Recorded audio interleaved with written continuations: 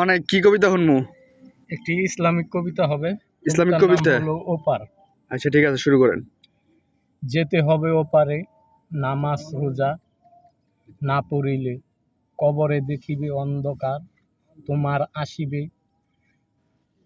দুজক নামের অগ্নি পাহাড়। তখন তুমি কি করিবে?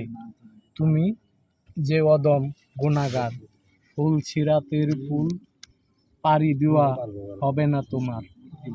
ওই অগ্নি লাভা তোমায় দেবে থাবা, ওই অগ্নি লাভা তোমার হবে উপহার।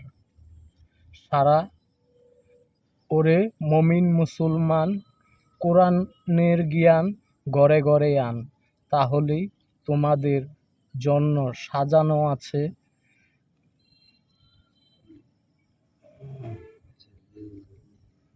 তোমাদের জন্য, না হলে তোমাদের জন্য সাজানো আছে জাহান্নাম।